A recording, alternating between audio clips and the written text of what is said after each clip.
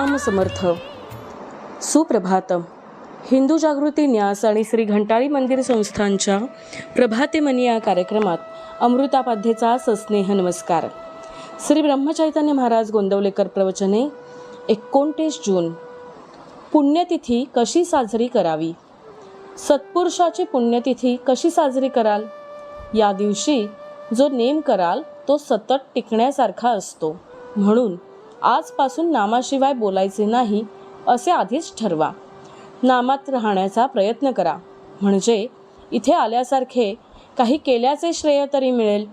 इथे जो म्हणून आला त्याच्या जवळ आपण राहावे असे मला वाटते. पण तुम्हीच दार लावून ठेवले तर मी काय करणार? पाहुणा घरी आला आणि त्याला दार उघडलेच नाही तर तो काय करणार? तसे विषयात राहून दारे बंद करून ठेवू नका. नामाचा उच्चार कंठी ठेवा, म्हणजे विषयाचा घाला होणार नाही. आता कली मातत चालला आहे, त्याचा घाला चुकवायचा असेल तर नामावर विश्वास ठेवा. कोणीही काहीही सांगितले तरी नाम सोडू नका. जसे पाण्याचा मोठा लोंढा चालू झाला की एखाद्या स्थिर झाडाला दोरानी बांधून ठेवलेली वस्तू वाहून जात नाही, तसे तुम्ही नामाची कास घट्ट धरली म्हणजे काळ काही करू शकणार नाही.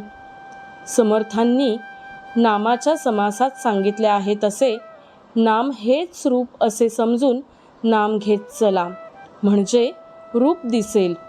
भगवंत हा आपल्या आतमध्ये प्रकट व्हायचा असल्यामुळे नामस्मरणाच्या योगाने तो हळूहळू प्रकट होत जाणे हेच खरे हिताचे आणि कायमचे असते.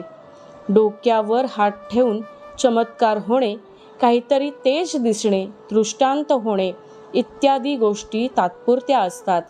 एखादा अशक्त हाडकुळा मनुष्य लठ्ठ होण्यासाठी अंगाला सूज येऊ दे असे म्हणाला तर ते वेड्यासारखे होईल.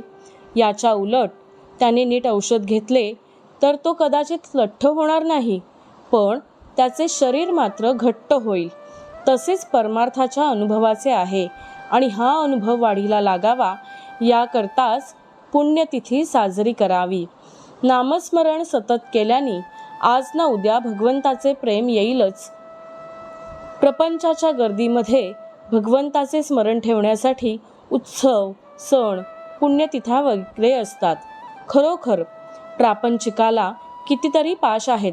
पैसा, लौकिक, मुले, मित्र, आप्त वगैरे सर्व पाशच आहेत. अशा अनेक पाशांमध्येही नाम आवडीने घेणे खरंच कठीण आहे. यामध्ये टिकणारा मनुष्य चांगला भक्कम असला पाहिजे. नामाच्या मागे भगवंताचे अस्तित्व आहे, म्हणून नामात सत्संगतीही आहे. मोबदल्याची अपेक्षा न करता मनापासून नाम घ्यायचे आजच्या दिवसापासून ठरवा. बोधवचन. संतांचे अस्तित्व त्यांच्या देहात नसून त्यांच्या वचनात आहे. मंडळी, रामरायाचे आणि श्री घंटाळी देवीचे शुभाशीर्वाद तुमच्या सर्व कुटुंबावर अक्षुण्य राहोत ही प्रार्थना. जानकी जीवन स्मरण. जय जय राम.